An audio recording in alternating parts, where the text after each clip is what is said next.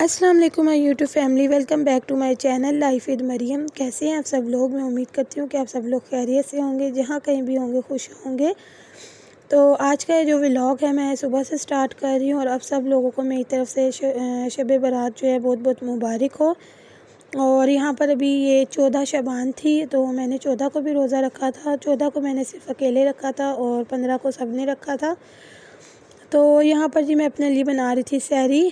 और मैं जो है ना ये शेल्फ़ को रोज़ाना साफ़ करके, यानी रोटी पकाने से पहले मैं साफ़ करती हूँ और फिर मैं जो भी बनाना होता है तो फिर मैं बनाती हूँ।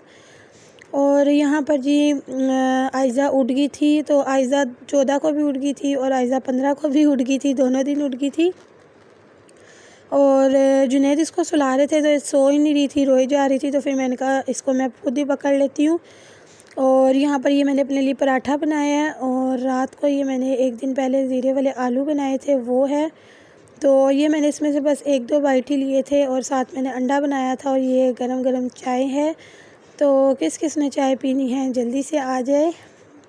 और मैं जो है अपने इसी वाले कप में जो है चाय पीती हूँ। इसके ऊपर जो है हमारी जुनैद की और मेरी जो पिक्चर्स है वो प्रिंट हुई हुई हैं। और आयज़ा को आप देख ले कितनी हैप्पी है, और सुबह सुबह उठ के बैठ गई थी। और बस फिर इसके बाद मैंने अपनी सहरी की इसको पकड़ के, और फिर उसके बाद मैंने इसको सुलाया है और उसके बाद ही मैंने नमाज़ पढ़ी है, कुरान पढ़ा है।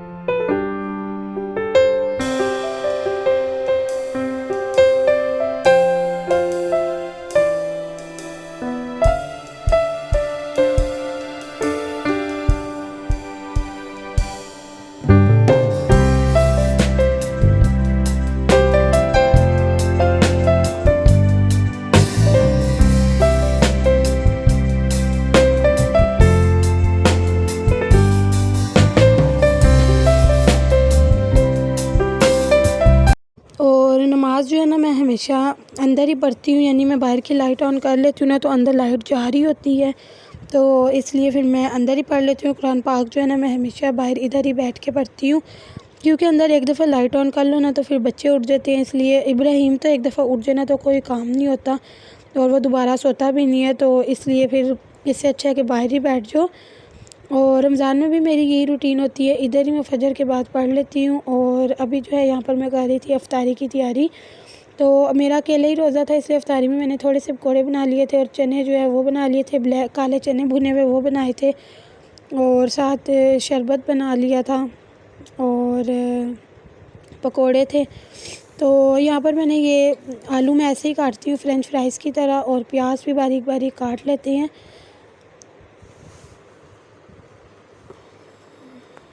और शुभ रात की जो रात होती है सब एक दूसरे को माफ़ीनामा भेज रहे होते हैं कि हमें माफ़ कर दे और दुआओं में याद रखना। तो शादी से पहले हम भी मैसेज भेज रहे होते थे हर किसी को, लेकिन अब तो ऐसा कोई सिस्टम ही नहीं है। बस बच्चों के पीछे लगे रहो, बस बच्चे हैं और हम हैं और हमारा काम हो रहा है। तो यहाँ पर मैं बना रही थी चने, और मैंने यहाँ पर सबसे पहले जो है मैंने ऑयल डाला है, उसके अंदर मैंने लहसुन अदरक डाल लिया है। और लहसुन अदरक जो है थोड़ा सा गोल्डन सा हो जाएगा तो फिर हमने इसके अंदर प्याज डालना है। तो मुझे देर हो रही थी इसलिए मैंने जल्दी जल्दी साथ ही डाल दिया था। और यहाँ पर ये देखिए जी दोनों चीज़ें हल्की हल्की सी ब्राउन हो गई। अब इसके अंदर मैंने ज़ीरा डाल दिया है और साथ ही जो है मैं इसके अंदर चने ऐड कर दूँगी। तो वैसे तो मेरा अकेले ही रोज़ा था ना, इसलिए मैंने बहुत ज़्यादा चीज़ें नहीं बनाई। और रमज़ान में भी यही रूटीन होती है कि पकोड़े तो हमारे घर में लाजमी बनते हैं, पकोड़ों के बगैर गुजारा नहीं है। हर कोई हमारे यानी कि सब पकोड़ों के बगैर गुजारा नहीं होता, सब खाते हैं पकोड़े ना। और उसके अलावा रोज़ पकोड़ों के साथ कोई एक डिश और बन जाती है। फ़्रूट तो लाजमी होता है और शरबत वगैरह ये चीज़ें भी लाजमी होती हैं, लेकिन पकोड़ों के अलावा ना कोई एक डिश रोज़ लाजमी डेली एक डिश बन जाती है। तो यहाँ पर सारे मैंने मसाले ऐड कर दिए। मसालों में मैंने नमक, लाल मिर्च पिसी हुई, कुटी मिर्च और गरम मसाला पिसा हुआ, तो ये सारी चीज़ें डाली है। अब इसके अंदर मैं सॉस डाल रही थी, चिली सॉस, सिरका और सोया सॉस, और थोड़ा सा इसके अंदर मैंने ऐड किया था जी केचप। तो मेरे चने जो थे बहुत स्पाइसी और बहुत मज़े के बने थे। और जुनैद को ना ऐसी भुनी हुई चीज़ें ज़्यादा पसंद नहीं है, यानी ग्रेवी के साथ होना। तो जुनैद कहते हैं टेस्ट तो बहुत अच्छा है लेकिन ना इसके साथ थोड़ी ग्रेवी होनी चाहिए थी। तो मैंने कहा ये हांडी तो मैंने पकाई नहीं थी जो इसके साथ ग्रेवी होनी चाहिए थी।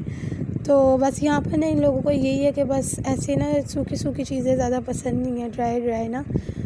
तो अब इसके अंदर मैंने हरी मिर्ची ऐड कर दी और इसके अंदर अगर आप लोगों के पास धनिया हो तो वो भी ऐड कर सकते हैं, लेकिन मेरे पास नहीं था तो इसलिए मैंने नहीं ऐड किया। और अब यहाँ पर जी मैं पकोड़े बनाने लगी थी। तो पकोड़े बनाने के लिए यहाँ पर मैंने इसके अंदर बेसन डाला है, नमक डाला है और ये है जी पिसी हुई लाल मिर्च। तो मैं एक हाथ से जो है वीडियो बना रही थी और एक हाथ से जो है मैं डाल रही थी, तो इसलिए मैंने सारे मसाले जो है अपने पास रख लिए थे। और अम्मी के घर जब पकोड़े बनते थे ना तो उसमें ना अम्मी ना पहले से बेसन ना घोल के रख देती थी, लेकिन यहाँ पर जब से शादी के बाद में आई हूँ ना तो यहाँ पर हमारे यहाँ पर ऐसे ही पकोड़े बनते हैं। आलू और साथ प्याज काट लेते हैं और पालक तो लाजमी होती है, लेकिन अभी रमज़ान शुरू नहीं हुआ और अभी ये 2 ही रोज़े थे तो इसलिए मैंने पालक नहीं मंगवाई थी, लेकिन रमज़ान में तो लाजमी पालक डलती है। और आलू ऐसे फ्रेंच फ्राइज़ की तरह काट के, प्याज, हरी मिर्चें और बाकी सारे स्पाइसेस जो नॉर्मल होते हैं, नमक, मिर्च और ज़ीरा, कुटी हुई लाल मिर्च, गरम मसाला पिसा हुआ डाल लें आप लोग, और बस यही चीज़ें डलती हैं। तो और बेसन ऊपर से डाल के तो ऐसे आप लोग हाथ से मिक्स कर लें। लेकिन अम्मी के घर ना अम्मी हमेशा बेसन जो है पहले से घोल के रखती हैं और फिर उसके बाद हम लोग सारी चीज़ें उसके अंदर ऐड करते हैं। तो बस मैंने भी यहाँ पर मैं आई हूँ ना तो मैंने भी बस यही वाला तरीका कर लिया और यहाँ पे ही ऐसे ही मैं बनाती हूँ। और अगर बेसन कम लगे ना तो थोड़ा सा बेसन आप लोग ऐड कर सकते हैं। और इस तरीके से अगर आप लोग पकोड़े बनाएंगे तो पकोड़े बहुत ज़्यादा क्रिस्पी बनते हैं और बहुत मज़े में लगते हैं।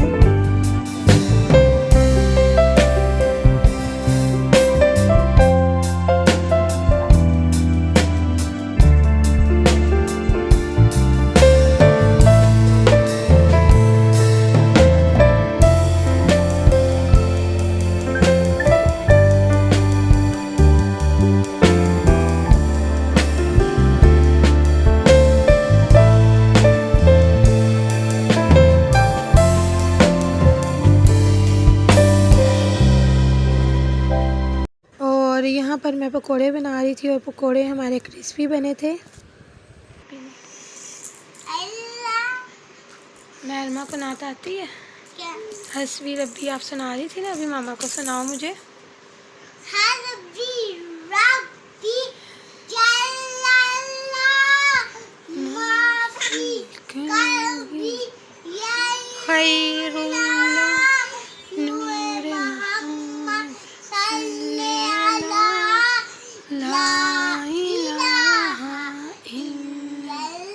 अल्लाहुम्मा सुनाओ। अल्लाहुम्मा सल्ली अला सय्यिदिना व मौलाना मुहम्मदिन व अला आलिहि। और यहाँ पर अब 15 शबान थी तो यहाँ पर मैंने हलवा बनाया था, हलवा मैंने बांटा था। तो यहाँ पर सबसे पहले मैंने सूजी को जो है भून लिया था, ऐसे ही बस पैन के अंदर डाल कर सूजी को भून के निकाल लिया था, इसी में भुना था। फिर इसके अंदर मैंने घी डाला था, डालडा घी डाला था और फिर घी गर्म हुआ इसके अंदर मैंने इलायची कूट के डाल दी थी। और अब यहाँ पर जो है मैंने सूजी डाल दी है, तो मैं सूजी को अच्छे तरीके से यहाँ पर भून लूँगी। तो मैंने जो है 1 पाव सूजी ली थी, क्योंकि बहुत ज़्यादा नहीं बनाना था, 7 चाचियों को देना था और बस 4 जगह ही भेजना था, और बस इसलिए मैंने 1 पाव सूजी ली थी। और 1 पाव सूजी में जो है घी भी तकरीबन 1 पाव ही डलता है और जो चीनी है वो डबल डलती है, आधा किलो। तो अब हमारा जो सूजी थी वो भुन गई थी, तो इसके अंदर अब हमने पानी ऐड कर लेना है। और पानी जो है, पानी आप लोगों को पता है कि ज़्यादा ही डलता है, यानी हमारे इधर ये है ना कि जैसे जितनी सूजी है उतना ही घी डलेगा और चीनी जो है वो डबल डलती है और जो पानी है ना वो 4 गुना ज़्यादा पानी डलता है। तो यहाँ पर मेरी मदर इन लॉ खड़ी हुई थी और मैं साथ साथ उनसे पूछ रही थी कि बस ठीक है, इतना वही डाल रही थी खड़ी होके। तो मैं उनसे बस बार बार पूछी थी कि इतना पानी ठीक है और सही है, अब डाल दूँ या नहीं डालूँ। और ये जो आप एक काला काला सा देख रहे हैं ना, इसके अंदर ये ना मैंने इसके अंदर डाला था नारियल। तो वो एक मैंने डाल के चेक किया था तो वो ब्लैक हो गया था, इसलिए मैंने बाकी जो है मैंने एंड में डाल दिए थे, लास्ट में। और अब यहाँ पर मैंने चीनी भी ऐड कर दी है। तो चीनी भी मैंने, आप लोग अपने टेस्ट के हिसाब से ऐड कर सकती हैं। और इसको दरमियाने आंच पर मैंने रखा हुआ है। तो ये पानी जो है सारा ड्राई हो जाएगा और घी जो है वो ऊपर आ जाएगा सारा। और मैंने गार्निशिंग के लिए ना बादाम मंगाए थे, तो बादाम बाज़ार से मिले नहीं। और नारियल और किशमिश जो थी वो मैंने इसके अंदर ही डाल दी थी। तो ये देखें सारा पानी जो है वो यहाँ पर ड्राई हो गया है। और अब जो है इसको मैं फ्लेम को ऑफ़ करके रख दूँगी, तो फिर घी ऊपर आ जाएगा। और बस आज का यही मेरा छोटा सा व्लॉग है। आई होप आपको पसंद आया होगा। तो मेरी वीडियो को लाइक, शेयर और मेरे चैनल को सब्सक्राइब करना बिल्कुल भी मत भूलिएगा।